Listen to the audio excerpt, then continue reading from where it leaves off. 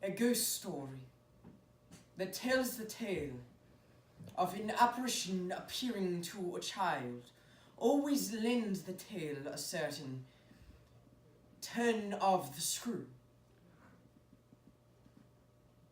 But if one child lends the tale one turn, what then can be said of two children?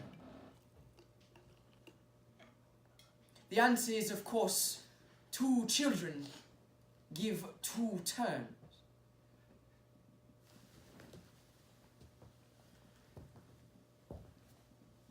The woman was my sister's governess.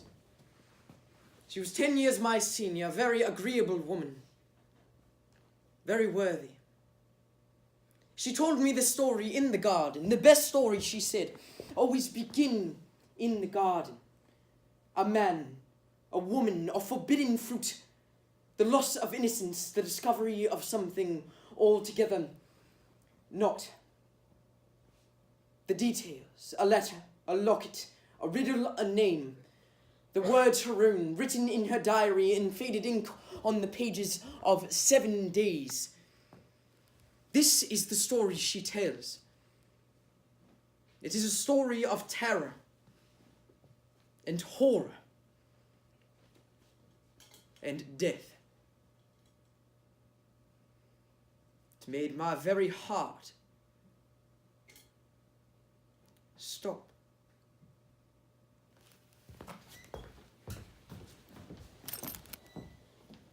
June 17th, 1872. The first day I meet my destiny. The only daughter of a poor country parson, I have come up to London at the age of 20 in trepidation in order to answer in person an advertisement that has already placed me in brief correspondence with the prospective patron, a gentleman of great wealth and stature, a bachelor in the prime of life in his imposing house on Harley Street. I love children. I despise them. Oh. Not in the flesh, of course. Love them in the flesh, despise them figuratively, I mean. Figure of speech. A theory, as a concept, not my nephew, not my niece. Well, they're not concepts, they're actually quite real. I like a real child. Oh, well then. This position should be quite your sort of thing. Real children, real house, gardens and a lake and a housekeeper. All either real or at least imaginative in the appearance thereof. Sherry? No, thank you. Tea then? Yes, please. Sugar? No, thank you. Milk? Yes, please. Quiet. Thank you. Now, business. Background. The house is called Boloix, though no one knows why. It is in Essex, for that's where it is. A family place many years. Never go down. Bit like Hamlet's Elsinore. Battlements and towers, water below and beneath. Rather ship at sea, Boloix. Very romantic, if that's your bent. I am a romantic at heart. 12 months ago, I was left by the death of my brother and his wife, guardian to my nephew and niece. They are delightful creatures. I'm sure. Never see them, never go down. It's awkward. I'm a bachelor, I have no experience of children. Well, I'm sure you've done everything within your power. There are no other relations. Relations? The family. Awkward, their lives take up all my time. Children. And my affairs take up all my time. I understand. You do. Not enough time. You see the conflict. Persuasively. I need a woman. I need courage and fineness and a pure heart to guide them. It is a challenge, but the woman I choose must not shrink from that. So many young women, well, they are the very personification of aversion. You're not that, are you? A virgin. A what? A virgin. You're not averse to a challenge, are you? Oh no! I enjoy a challenge. It's hard sometimes to know what's best for a child. Yes, what children want is a mystery. We were all children once. What we want is affection, love, protection. There's nothing like a child in pain.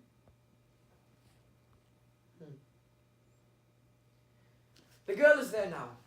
The boy is away at school until the end of term. You will go to Blythe then, immediately. Provided, of course, that the salary and such are to your satisfaction. I'm more than satisfied, sir. A satisfied woman. Our very goal in life. As governess at Blythe, you receive all monies from my solicitors. I'll send you with certain letters, instructions, that sort of thing. But you shall be in supreme authority. Oh! And you shall be lonely.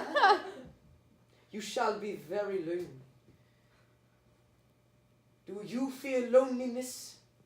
I do not fear what I know. And I should tell you, there have been other young women who have sat in this room, gloves on, eyes expectant, for whom the sacrifice appeared to be prohibitive. Prohibitive? It sounds like a plot of heaven. Why prohibitive? Because of my main condition. That you should never trouble me. Never. Never neither appeal nor complain. Not write about anything. You must meet all questions and adversity yourself. From the moment you enter Blythe, our communication is hushed.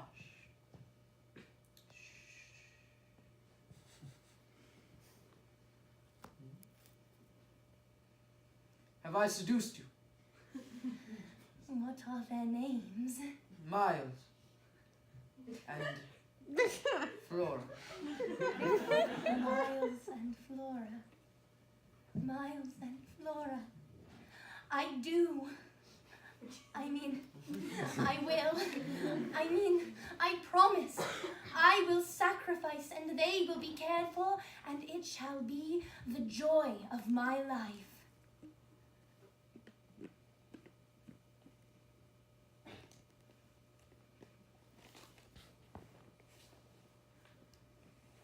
Success. I have seduced you. A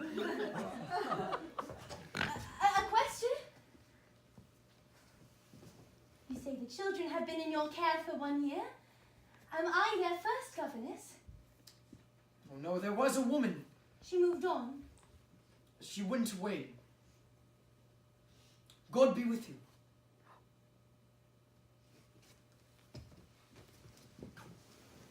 The 18th of June, 1872. The second day, I am come to Blythe. By the next morning, my heart is beating with expectation. As I prepare for my journey, my head fills with doubts. I have never had charge of children before. I imagine the worst. It is in this state of mind that I spend the long hours in the bumping, swinging coach which carries me toward my greatest fears. Whip, crack, wheel, rattle. I suppose I had expected or had dreaded something so dreary that what actually greeted me upon my turning through the gates was a tremendous surprise. First, the shade of a broad beach avenue which sweeps up past a great lawn with its own sparkling blue lake and green island shimmering in the sun.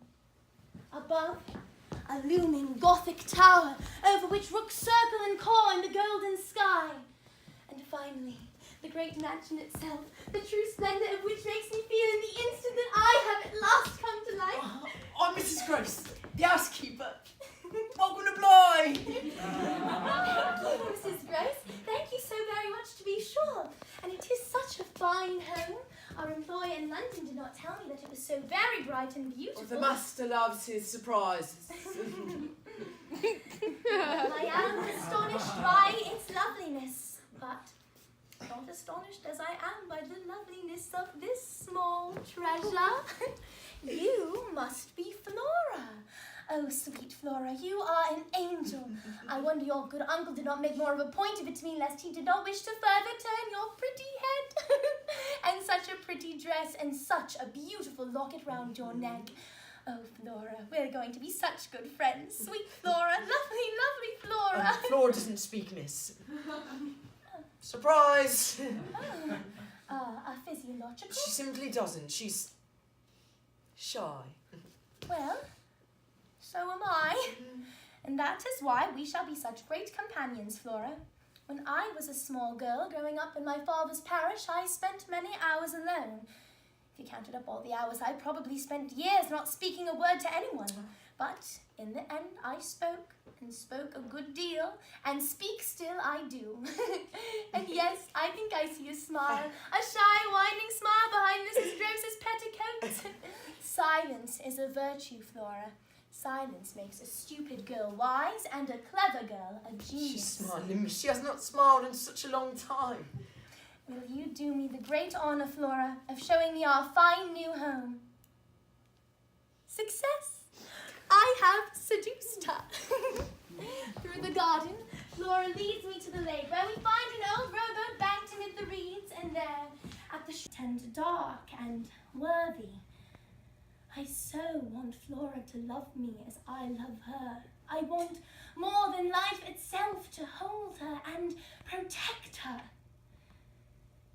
When the sun begins to die away, Flora takes my hand, and as she does, she leans down beneath the reeds and plucks such a wildflower. Not a buttercup, not a bluebell, but a nightshade. We walk back to the house through the darkening gloom. As we pass under a heavy rush of beach, a kingfisher sobs somewhere over water, like the cry of a broken heart. Upstairs, after we have put Flora to bed in my room, for I have decreed that Flora and I shall sleep together, Mrs. Gross and I go below to plan the universe. Indeed, miss, as you say again, a beautiful child indeed. And if you think well of the little lady, you will be carried away by the little gentleman. That's why I've come, to be carried away. I am quite easily carried away, I fear. Were you carried away in Harley Street? The master, you wouldn't be the first, and you won't be the last. Well, is it true that he never comes down? You never came. I'm glad you're here, miss. It's been very lonely all this time, just me and the little baby. Oh, well, we shall make quite a happy little family, the three of us. As you say, miss, at least until the morning. The morning? When the coach arrives, Miles, he returns from school tomorrow. But I did not expect Miles until the end of term. The master sent this letter down with you. My good women, please expect my nephew by the morning coach. Enclosed, find a sealed missive from his headmaster detailing the situation. Deal with it, but not a word to me.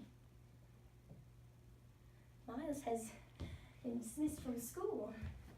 He may not return, ever. Miss. My duty regretfully requires that I inform you that Master Miles's behaviours are of a nature most injurious to the other children, and hence he may not return to us. Mrs. Gross, is Miles imperfect? He's scarce 10 years old. One might as well believe ill of the little lady. But you've never known Master Miles to be bad, have you? Oh, yes, indeed, miss. And thank God, a boy who is never bad is no boy for me. Oh, well, yes, I do see your meaning. We want a boy with fire. With spirit. We want a boy with fire and spirit. But, of course, they do use the words corruption, contamination, and unspeakable. Oh, the spirit in this. The spirit, miss. Mrs. Gross, the lady who was here before me, did she see anything in the boy that wasn't right? Well, she never said. Tell me about her. She was young and pretty, and Mrs. Young and pretty as you. He seems to like us young and pretty. He did. He was how he liked all of them. The master? Oh, why, yes, the master. No, wait, you were speaking of someone else. Oh, who else will I be speaking of, miss? There is no other. You were asking about your predecessor. The answer is simple. She wasn't careful. Did she stay here long? Long enough. She went away. Went away? She died. She was taken ill. She went off one night and then she was dead. Didn't the master tell you this? Well, of course the master told me. Mrs. Gross, what was the lady's name? Jessel. Oh, it's been a long time since I said her name, miss. It's late. Welcome to Bligh, miss. Lock your door. The house drafts are powerful in the night. No, okay. When I reach my room, I find a gift upon my pillow. It is a locket. Flora must have risen in the night and placed this on my bed. Inside the small cameo are 2 painted portraits, miniatures. In the dim, by the candlelight, I can just make out the 2 faces, the red locks of the female, the deeper crimson of the male. Miles and Flora. By an unknown hand, I kiss their pictures, put the chain around my neck and turn. What I see before me is the figure of a woman all in black, alone in an island of darkness. We stare at each other until I realize it is me. In the corner of the room there is a full-length mirror. I have turned to see my own reflection in the glass. My father's house had no mirrors in it. I have never seen the whole of me before.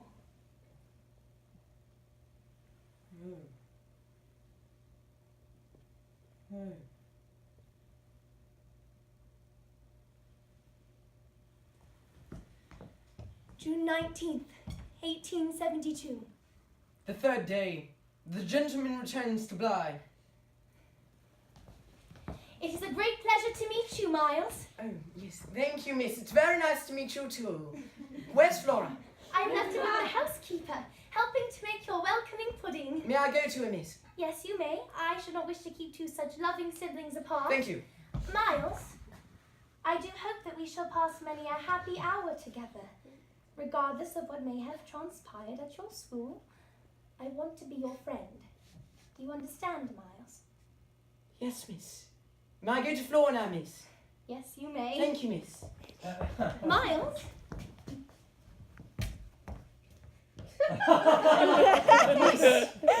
Would you like to kiss me? Where, miss?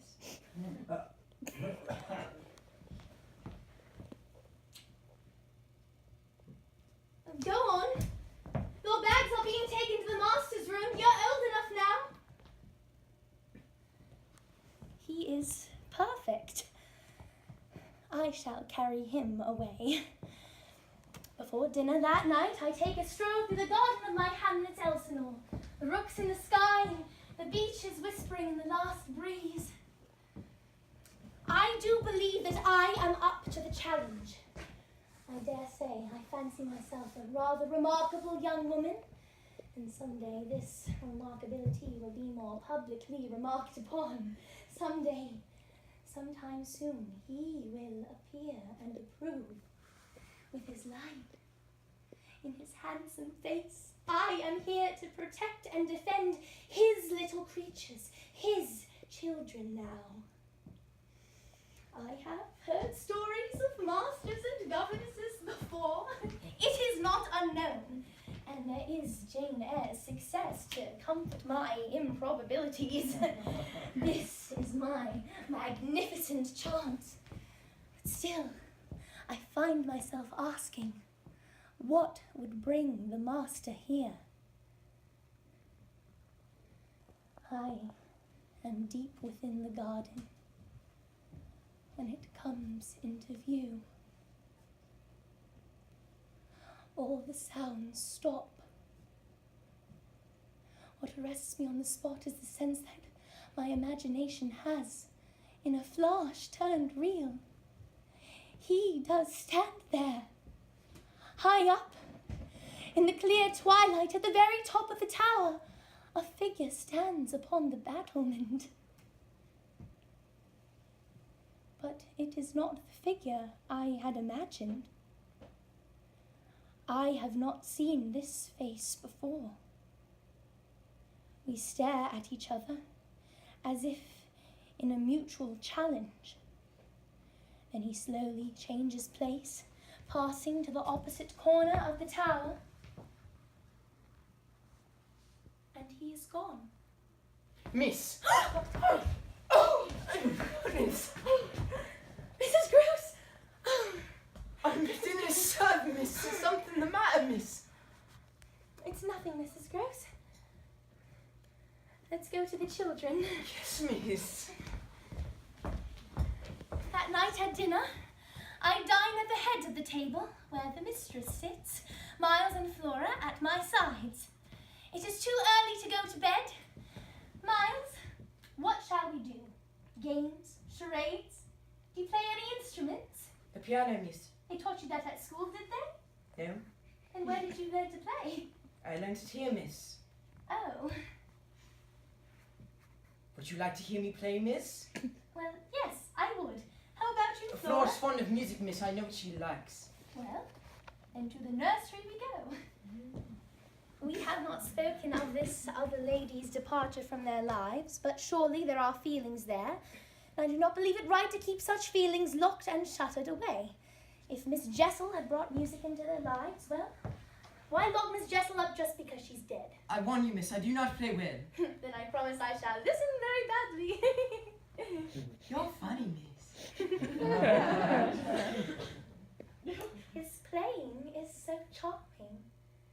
Childlike in its naivete, adult in its intensity. I understand what happened to Miles at that school.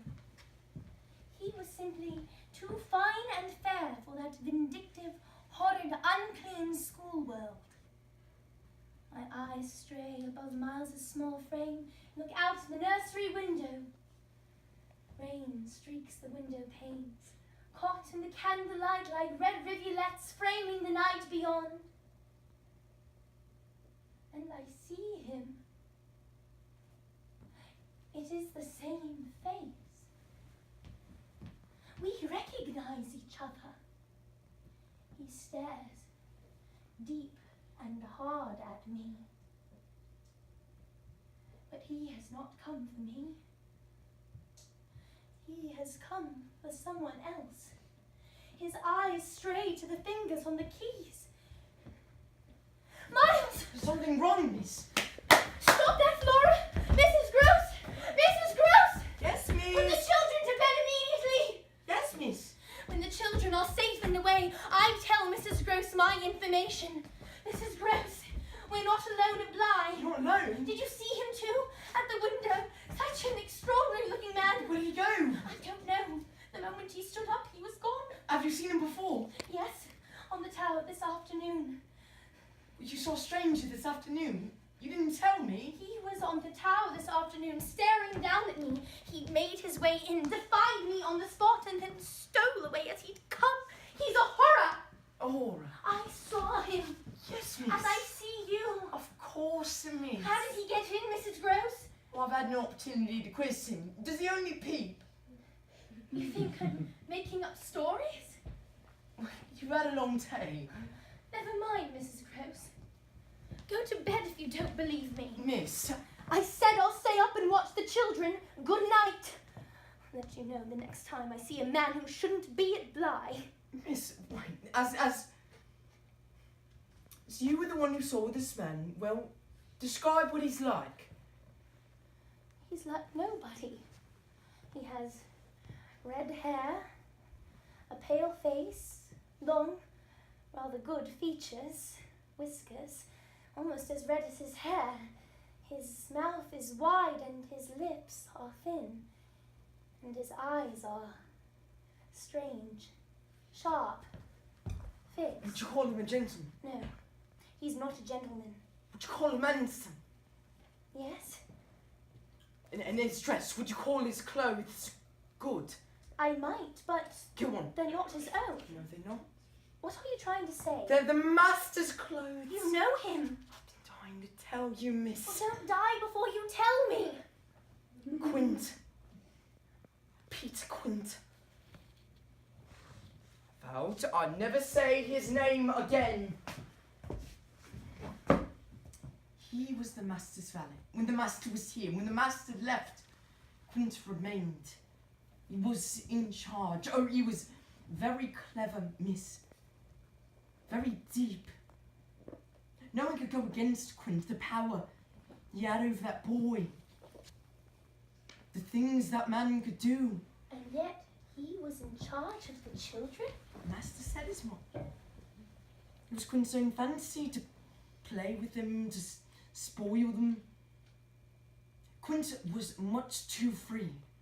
He'd put on the master's finery and lead miles off into the garden. My boy's getting on, he'd laugh. He's getting on, he called himself the boy's tutor. He to Master Miles as Miss Jessel was to Flora. Why didn't Miss Jessel separate this creature from the children? Miss Jessel didn't care. Why in heaven's not? She and Quint, they did things. What things? Nothing nice. Tell me. Miss, there are directions in which for the present I mustn't let myself When a go. woman says she's hesitant to go further, the full distance, I fear, is her only destination. As for Mr. Quint and his return here, we will scour the grounds first thing. We will find this trespasser and send him packing. Trespasser? We'll call the constable on the morrow and have him in irons. You don't understand, Miss. Oh, I understand. He's a servant who's come He back went to... away. He's dead. Yes. Mr. Quint is dead. Mrs. Gross, I appreciate the great decency of your not having hitherto spoken, but the time has certainly come to abandon reticence. How did Quint and Jessel die? What was there between them? Everything. She started a laziness. Like you and he so below. She resisted at first her Bible like a shield against her breast, but soon he did as he wished with her. It was what she desired, a lady, done to by the likes of him, wherever he liked, however he liked. They were infamous, always calling out, Peter Quint! Peter Quint, you devil, in the garden, in the nursery, in your room. And the children watching the vile things they did. And saying such horrors. All of them whispering such vile, horrible words into each other's ears. The house is like snakes, and then it stopped. And it was filled with Jessel's weeping.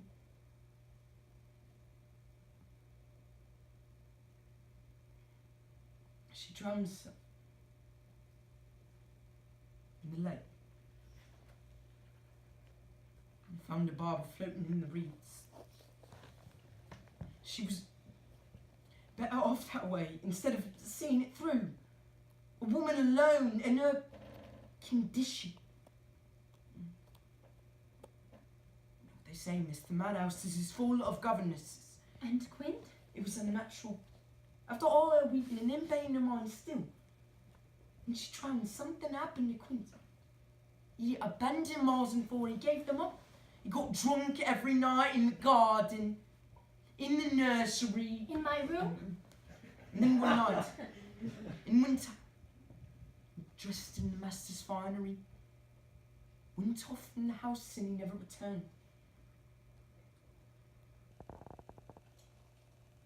When they found him, he was at the bottom of the tower, not a stone's throw from the lake. The ice was thick on his brow, and those small fixed eyes were cracked wide open, and his head was split in two from the fall. He loved her.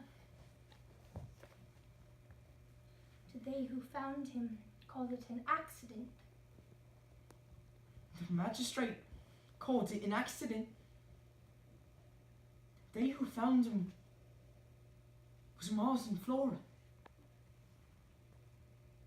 No one but me knows that, miss. The magistrate thought I found him, not the little ones. I lied under oath. Oh, miss, you can't have seen Quint. How could I describe him then? How could I know? Find me a picture, Mrs. Gross. Find me one. Well, there aren't any. They burned them. Who? The children. After Quint and Jessa died, Miles had Flora take everything and throw them into a fire. That was the last they ever said his name. That was the last Flora ever spoke at all. And that's the story? Oh, you've come at the end of the story. I don't think so. Peter Quint. Peter Quint. What are you going to do? I? You are in authority. Yes. The master has given me that. Well, first, the children must not know.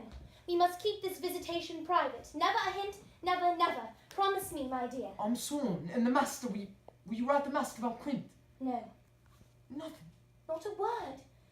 We are not to write to him, and we shall not break our vows. Yes, miss. And I shall stand by you. Mrs. Gross, we shall stand together. Hold me, Mrs. Gross. Hold me tight. We must love the children. God is with us.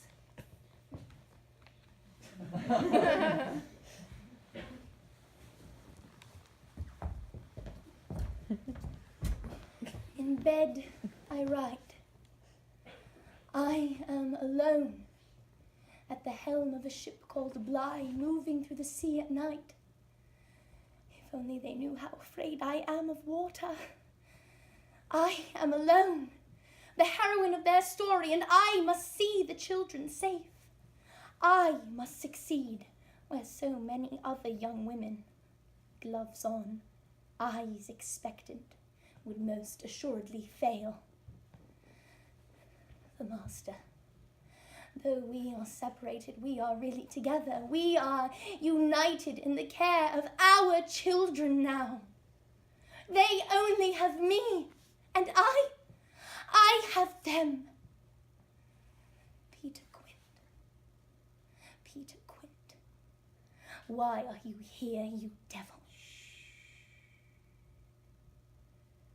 June 20th, 1872. The fourth day. The governess at the lake. At a picnic by the lake that afternoon, I planned to question Miles on things both past and present. Flora runs off after a black and red butterfly which hovers over the old rowboat at the edge of our small sea. I inhale deeply to gather my courage and turn to find Miles standing above me. Do you think me bad? Bad? You seemed upset last night. Did you think my playing bad? Oh no, Miles. I adored your playing. I had a headache is all, from the strain of reading. In fact, my eyes are still causing me some trouble today. Would you care to read to me? I should like to hear your voice wrapped around my book. What do you say? I didn't like to say, miss. Are you troubled, Miles? Not really. Or would you like to play? I'm too old to play. Oh, I like abusing. so do I. I like to spin. That's not playing. I spin for you. Would you like to see me spin? Well, yes, I would. I'm not in a spinning mood. You're a tease, Miles. I have been told that. Where? At school? You know, Miles, girls aren't sent off to school. My father taught me at home. I was only allowed to read the Bible, but I would sneak in other things, poems, romances. I had to read fast, though, because if my father found out that I was deceiving him, he would take the books away. Sometimes I had to read the last page of a story just to see how it ended in case, in case the books were torn to bits or burnt. Mine was not a very happy education, Miles. Were you very happy at your school? I'm happy enough anywhere. You know, I could teach you many things. I could teach you the stars and planets, the 7 seas, the 5 senses. I already know the five senses. Sight, sound, smell, taste, touch. I also know the seven seas, the 8 planets, the geography of Eden, and where little babies come from. What could you teach me? I'm sure I'd think of something. It doesn't matter. You're Flora's tutor, not mine. Well, Flora's far better behaved than you anyhow. Flora would read to me if I asked. If she could speak, Miles! I would speak if I could read. It's a disease. My eyes don't see the words in the right order. They go all around.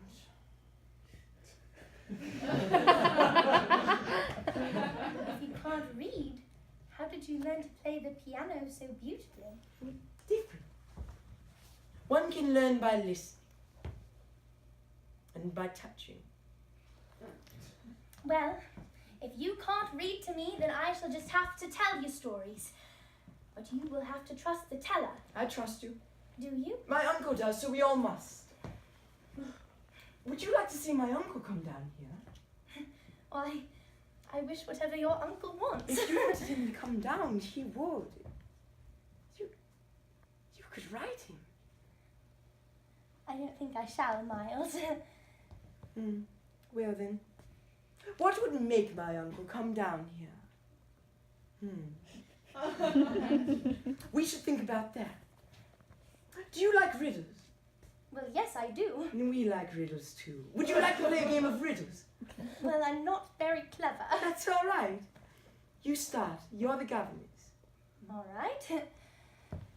What most resembles half a red apple? The other half. Very good, Miles. That's quite clever of you. Thank you, miss. Do another. All right. Why is the ocean so often angry? Because it's so often crossed. Very good. Thank you, miss. Do another.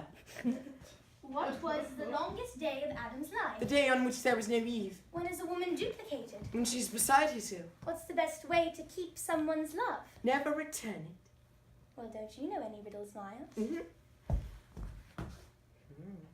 32 dances on a red hill. Now they dance, now they prance, now they all sit still. What am I? Teeth. Quite right. Do another. When is it a good thing to lose your temper? When you have a bad one. Do another. One can possess me without seeing me. One can carry me without feeling me. One can give me without having me. Give up? A cuckold's horns. Miles? Who taught you a riddle like that? I am unusual. I have no soul and no body. One cannot see me, but one can hear me. Only a living being can give me life. I die at the moment I am born. What am I? A ghost. A ghost? No, silly. Music. Oh. Yes. Right. Music. Now, one last one. What's twice as frightening as a ghost?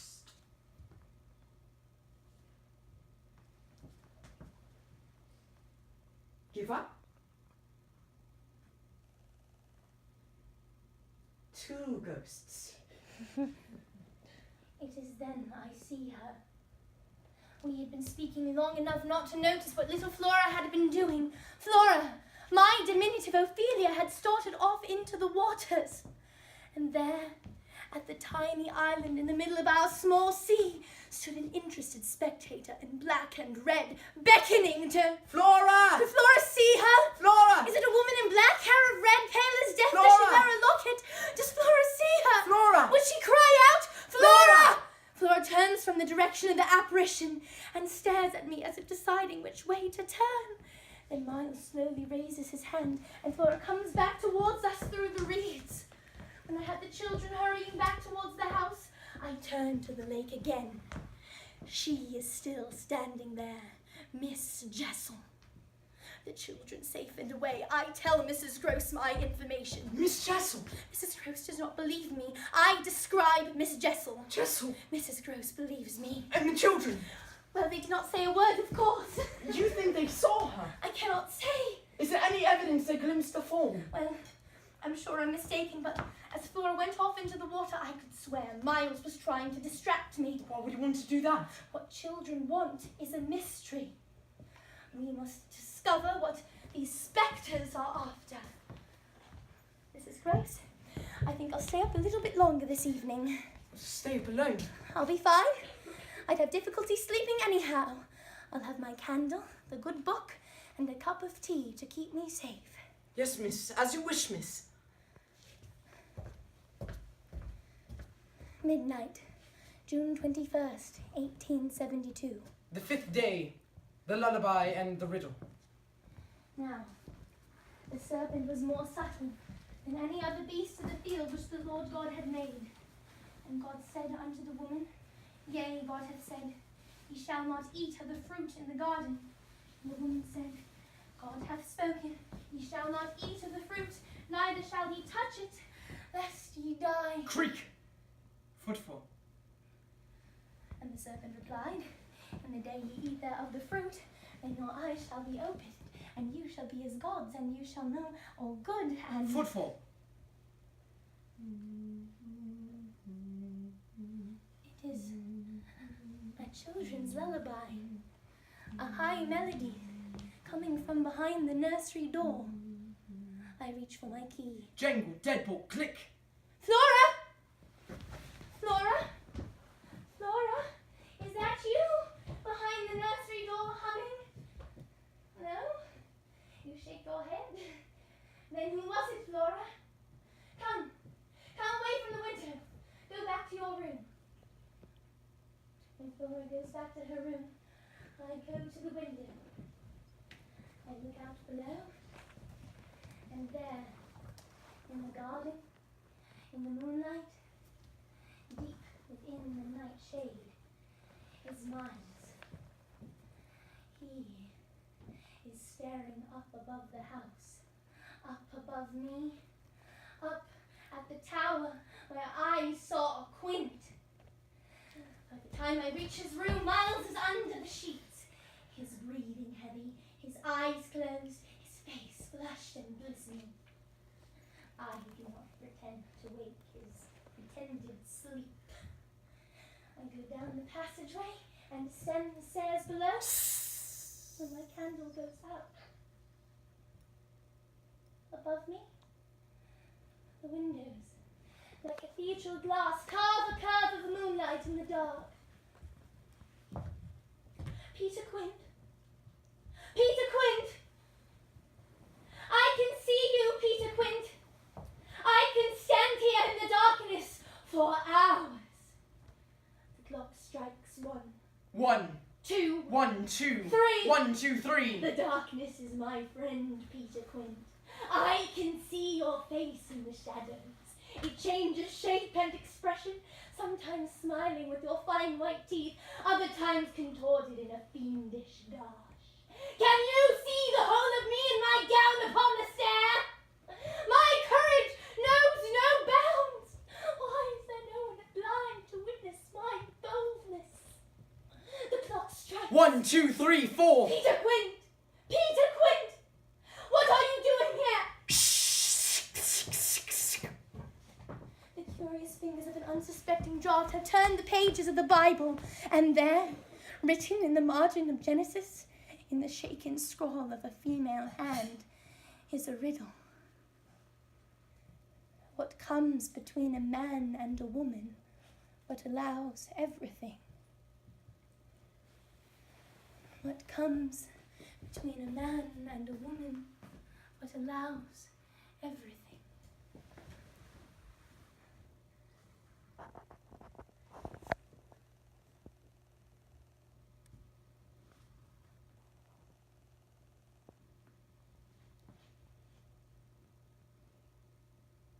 Miss.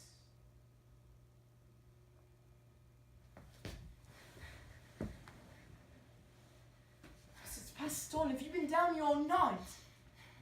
You look frightened, miss. What's the matter? We had visitors last night, and we all got up to meet them. Mrs. Groves, whose Bible is this I've been reading? God bless us.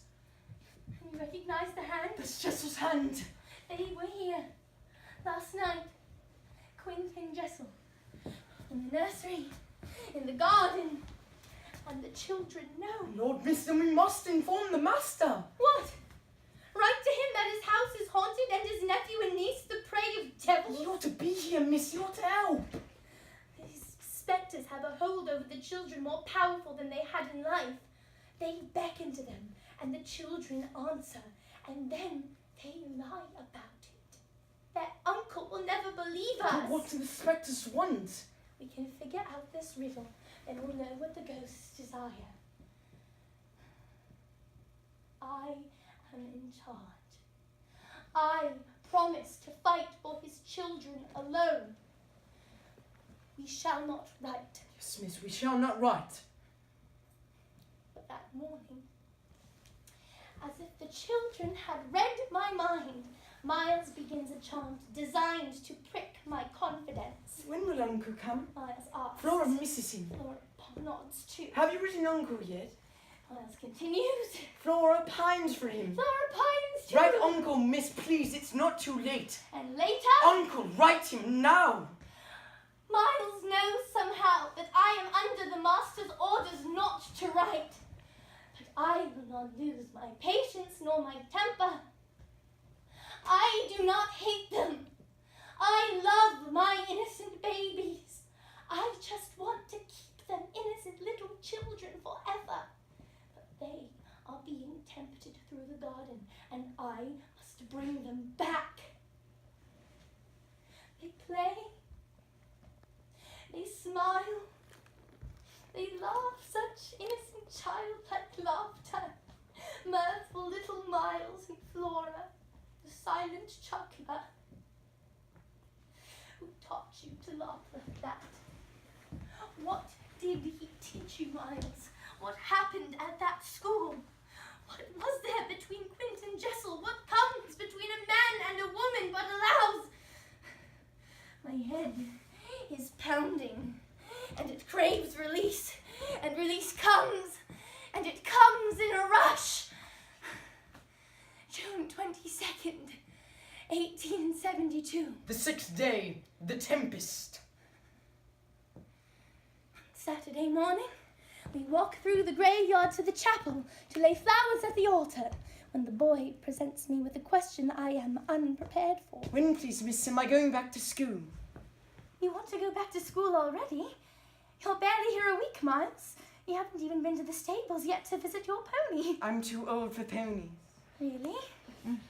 Well, don't you like it here, Miles?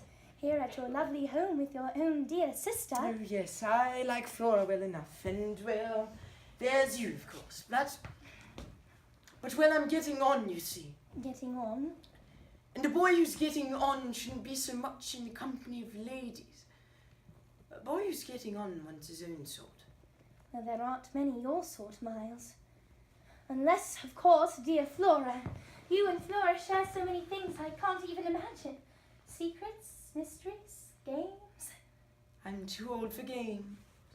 I see. Too old for some things, but just old enough for others. Like going into the garden the other night.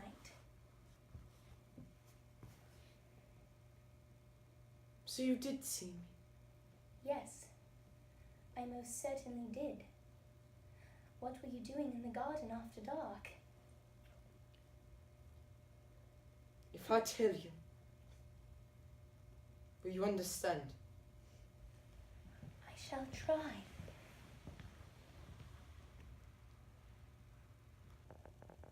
I did it so you would think me bad. By going into the garden after midnight? And when I'm bad, I am bad. Charming. But how could you be so sure I'd see you? I arranged with Flora. She was to get up and look out the nursery window at me. Flora does anything I say. So, you see, it was all in good fun. Yes. I thought it was fun, too. You weren't out there to meet anyone, were you? Who would that be, miss? Well, you won't do it again. No, not that again. Good. That was nothing. You must catch up with Flora. I do believe, miss, I asked you a question.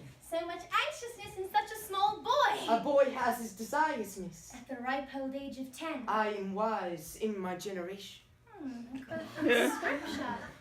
I am impressed.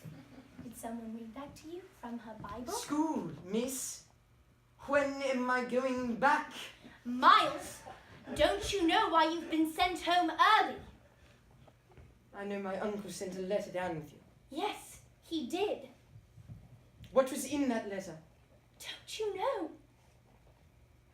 Miles, why would you want to leave Bly now? Why would you want to leave your lovely home and your own dear sister? Unless of course there was something at Bly that you feared. Is there something or someone that you're afraid of? Is that the real reason why you want to leave?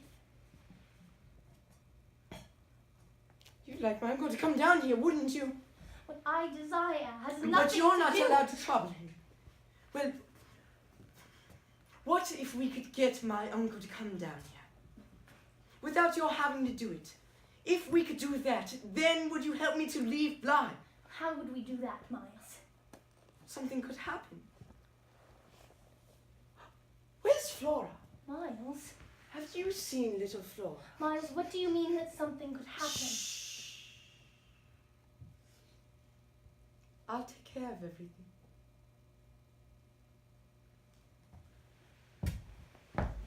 Miles!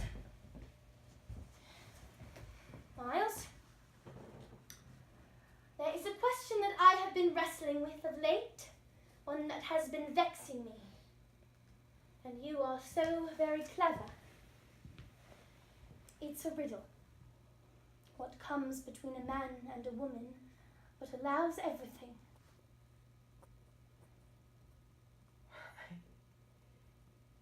Miss.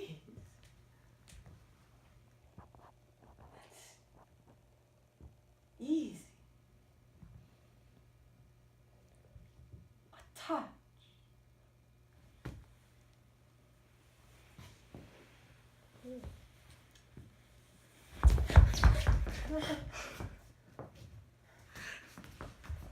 Run! Run! Run away! From the house, to the graveyard, from the church, past the lake, to the house, to the garden, to my room up above. Leave Bly! Immediately pack my bags and send for the rest. Leave a note and be dead. I open the door to my bedroom. There, in the fading light, stands my weeping predecessor. In the gloom, there is Miss Jessel, dishonoured and tragic, unutterable woe, her haggard beauty. Why do you weep, you terrible, miserable woman? You have defeated me. I am alone and unable and untouched. I cannot save the children. They belong to you and to that devil, Peter Quint. Peter Quint. Peter Quint. Peter Quint. Peter Quint. Peter Quint.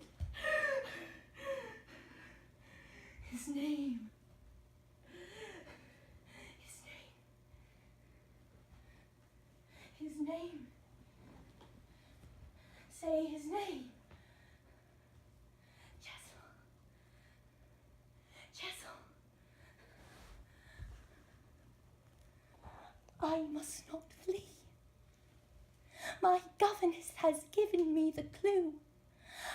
I know now how to save the children. We were so worried, Miss.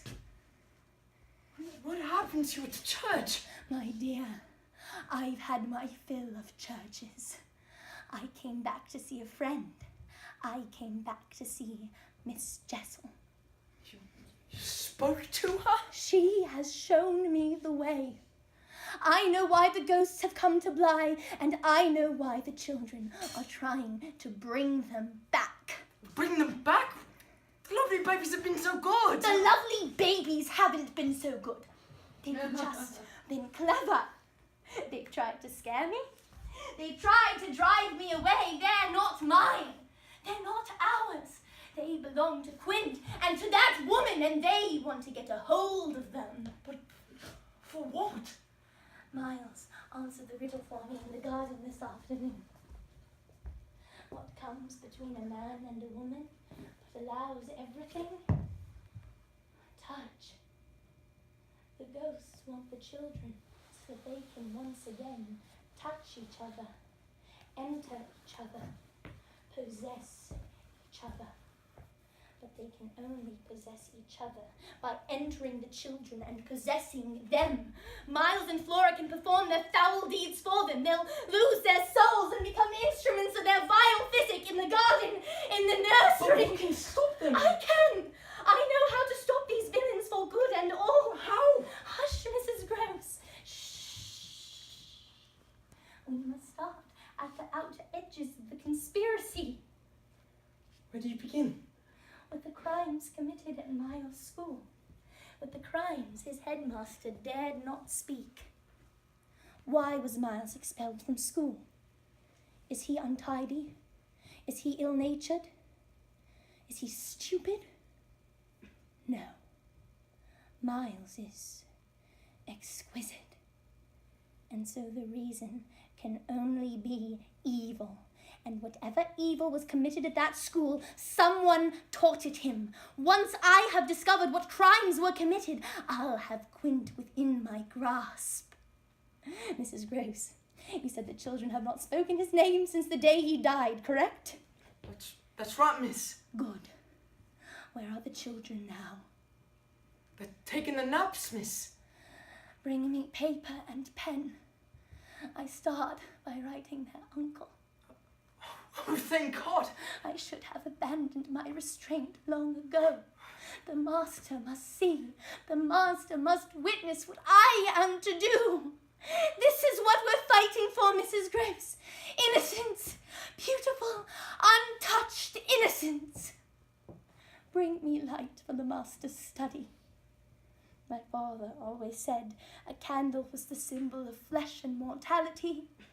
Let us not burn at both ends.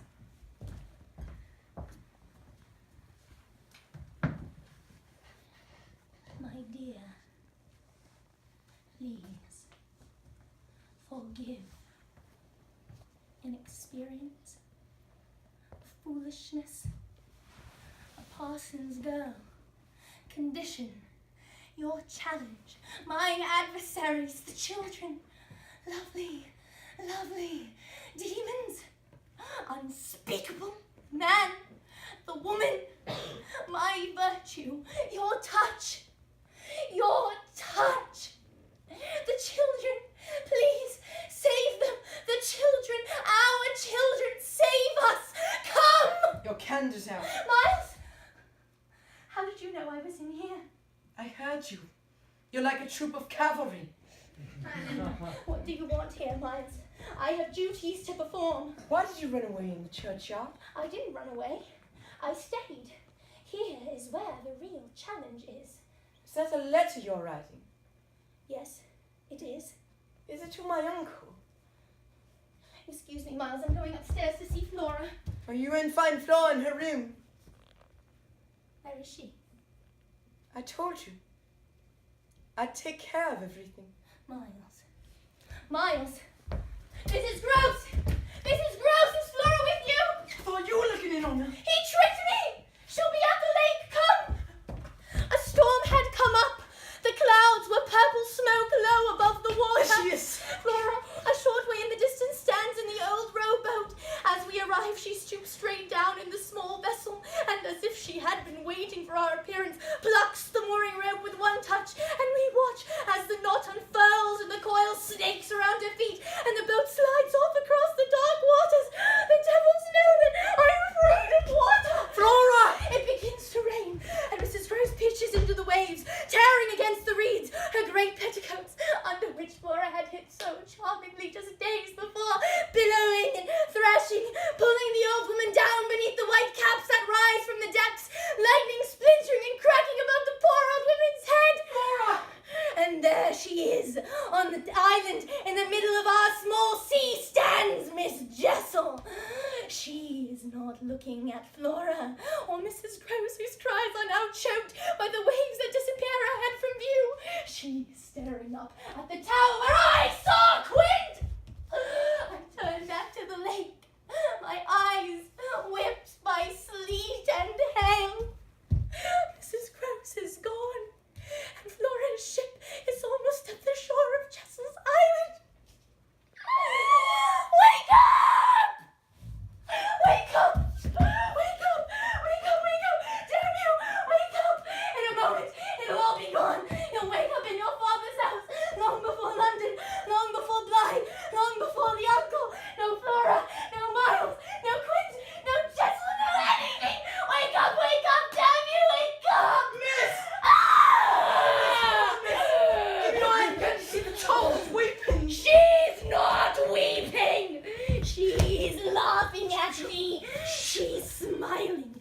A smile like a flash, like the glitter of a drawn blade. You is Flora. You see her, Flora, don't you?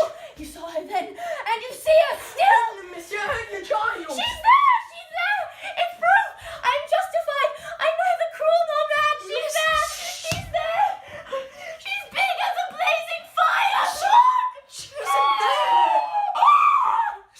There's nobody there. Miss Jessel's dead. The poor girl's dead and buried. No, don't be Flora. Come along, my sweet. I won't let the governor's arm you any longer. Flora! Flora! You'll leave me, Flora, at the shore of our small sea.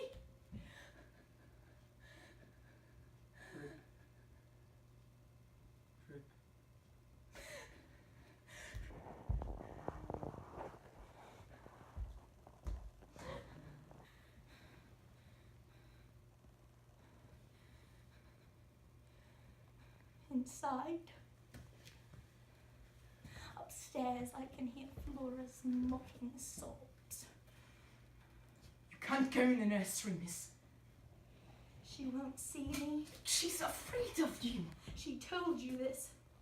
You and me both know Flora hasn't spoken since the morning she found Quint in the snow. All right. Your great secret.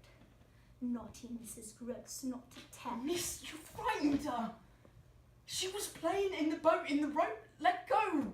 Somebody should have been watching it, is all. She saw the ghosts. I didn't see them. I saw the ghosts. I've described them. Quint and Jessel. How could I know what they look like? There are no pictures. The children burned them. How could I know? No, look at you, look. Those are portraits of Flora and Miles. Those are portraits of Quint and Jessel. Flora must have kept that locket from Miles. Look at them, you've seen them before. His eyes, her red hair, that's Quint and Jessel. And as for your clues and riddles, Jessel could have written in that Bible long ago. That's just the sort of thing she would have written as her mind went. What a clever bunch. You're all trying to get rid of me, is that it? Send me on my way? No. It's you who must go. You're right, miss. Take Flora with you. No, I agree, miss. Straight to her uncle. Leave Miles with me. I will tear out a confession of his schoolyard crimes and then exorcise the devil's name. I'm taking Miles with me too. I'm in charge. Read the master's instructions. Of that I'm sure. taking them both, miss. You can't stop me. I can, actually. A housekeeper who lied to the magistrate in a court case. That wouldn't go down very well for you now, would it? I told you that in confidence, miss. Yes. Surprise. Miles will stay. Good. I'll take Flora to London. Take the little horror. Get her far from here. Far from them. One thing more. My letter must reach the master with you. I've left it in the study. There's no letter in this study. I left it there when Miles came in. Right. Of course. It doesn't matter. The master will know despite it all. Miles confess. If he confesses, then he's saved. And if he is saved, Then you are. we all are. God be with you.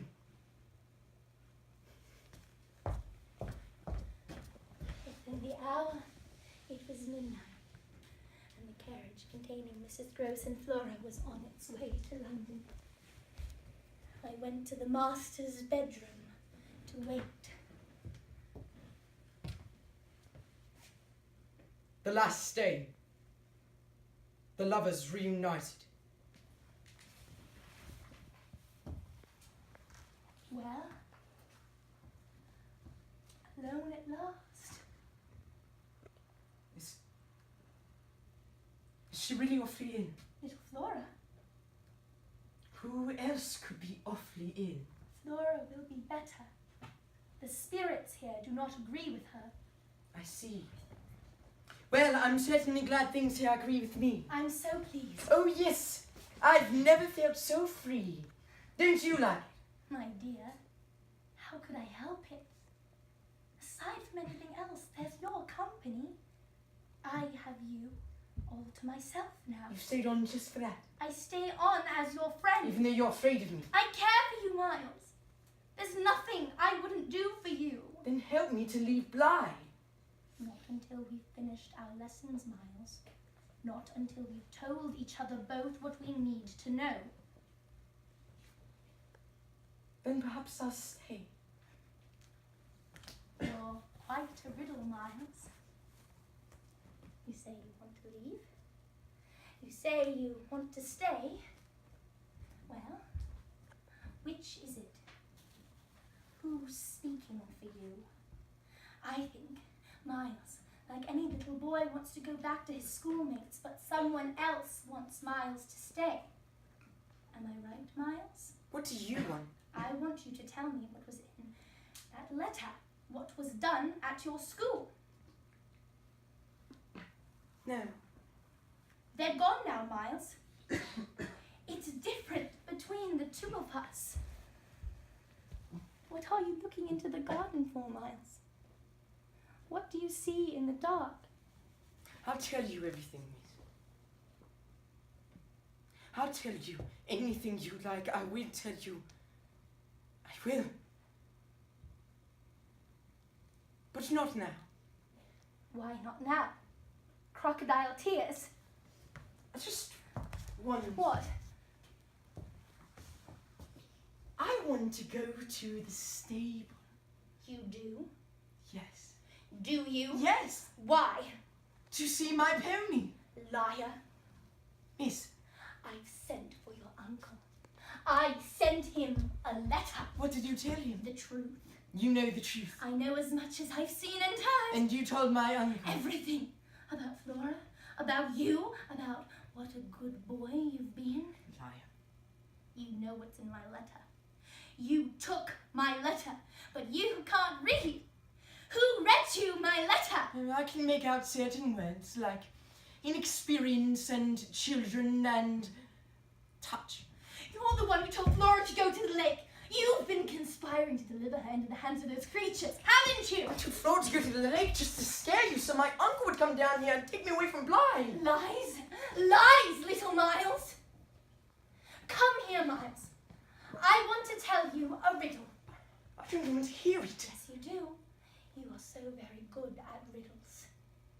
What hangs on a man all his life, from the day he's born until the day he dies, but never touches him? I don't know. Yes, you do. It's easy. What hangs on a man all his life but never touches him? Say it. Say it, Miles. His name. Yes. His name. Say his name. Come to me, Miles. I must fight for your soul. You're scaring me, miss. Let me touch your face, Miles. You're sweating, Miles. Such perfect dew on your innocent childlike forehead. I'm scared, miss. You want to go into the garden? Eh, Miles? The best stories always begin in the garden. garden, right? A man, a woman, a servant. He's in the garden, isn't he? Oh, who? Touch me, Miles! Let me go! He wants you, Miles, but I want you too! Please. Why did you take my letter, Miles? Who told you to take my letter? No one! Why did you take my letter, Miles? What did you do with it? Did you burn it? Is that what you did at your school? Burn What? things? Did you steal things? I didn't Take things? steal. Is that why you can't go back? What did you do? Please! Tell me! Go on! I said things! You said things. Yes! You said them, not did them. No! And expelled you for saying things? Yes! Well, who did you say them I don't know. to? Everyone. No, Then who?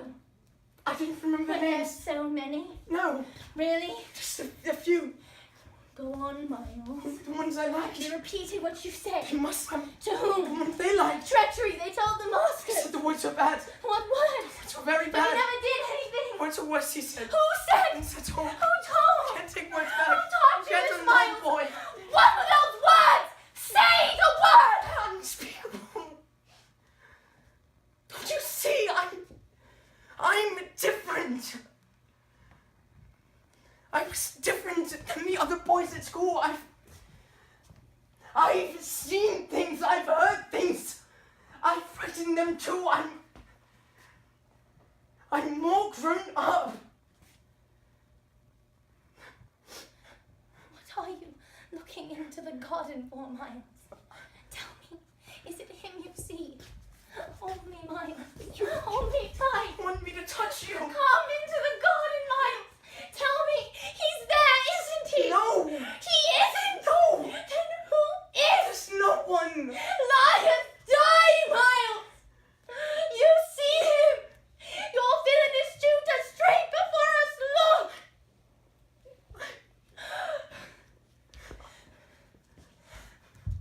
I named the demon. His face in the office, red in the nose, white damnation. I named his hand and his powers, but I hold you. I hold you in my arms. So tight, so close.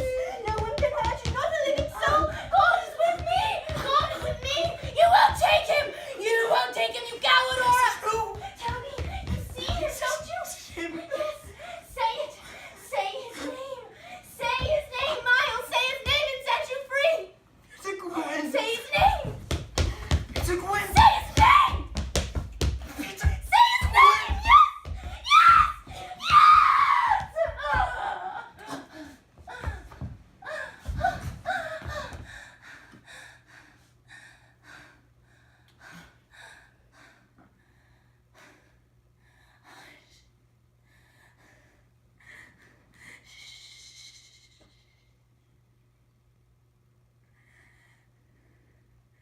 When it's over, I hold my child in my arms. We are in the garden, at last, alone together. And his little heart, dispossessed, stops.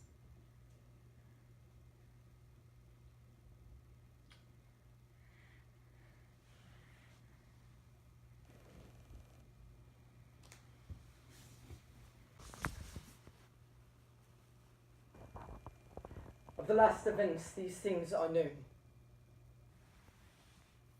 Mrs. Gross died within the year, and little Flora was sent to live in a madhouse, where, as Mrs. Gross said, the corridors were filled with governesses.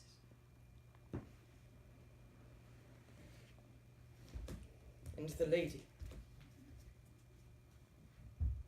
After that night, she only took care of families with 2 children. It was her condition. And when her charges grew old, she moves on like a flying Dutchman, an ancient mariner upon the sea. She tells her story. We were all children once. What we want is affection, love, protection. There's nothing like a child in pain.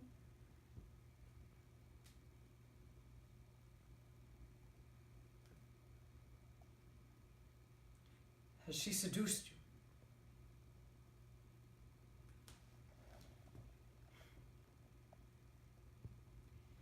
Well, God be with you.